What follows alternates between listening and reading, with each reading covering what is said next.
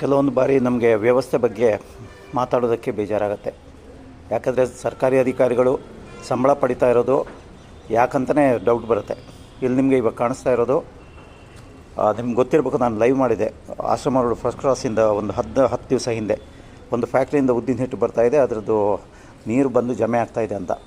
ಇವತ್ತಿಗೆ ನಾನು ನೋಡ್ದಂಗೆ ಈ ಕಡೆ ಸ್ವಲ್ಪ ಕಮ್ಮಿ ಆಗಿದೆ ಎನಿವೆ, ಬಟ್ ಇಲ್ಲಿ ನೋಡಿ ಮನೆ ಮುಂದೆ ಜಮೆ ಆಗಿದೆ. ಕೊಳೆತು ಯಾವ ಥರ ಆಗಿದೆ ನೋಡಿ, ಇಲ್ಲಿ ನಿಂತ್ಕೊಳ್ಳೋಕ್ಕಾಗ್ತಾಯಿಲ್ಲ. ಅಧಿಕಾರಿಗಳಿಗೆ ಏನಂದರೆ ಇವರಿಗೆ ಮುಷ್ಕರ ಧರಣಿ ಇದೆಲ್ಲ ಯಾವುದು ಲೆಕ್ಕಕ್ಕಿಲ್ಲ. ಯಾರ್ದೋ ಬಕೆಟ್ ಹಿಡಿಬೇಕಾ ಏನೋ ಮಾಡಬೇಕು ಅನ್ನೋದೇ ಇಂಪಾರ್ಟೆಂಟ್ ಆಗಿರುತ್ತೆ. ಇಲ್ಲ ಒತ್ತಡಗಳು ಇರ್ಬೋದು, ನಾವೆಲ್ಲನೂ ಒಂದೇ ರೀತಿಯಲ್ಲಿ ಹೇಳೋಕ್ಕಾಗಲ್ಲ, ಬೇರೆ ಬೇರೆ ಕಾರಣಗಳಿರ್ತವೆ. ಇಷ್ಟು ಸಣ್ಣ ಕೆಲಸನ ಮಾಡೋಕ್ಕಾಗಲ್ಲ ಅಂದರೆ ಇವರು ಯೋಗ್ಯತೆ ನೀವೇ ಇದು ಮಾಡಬೇಕು ಅಧಿಕಾರಿಗಳದ್ದು.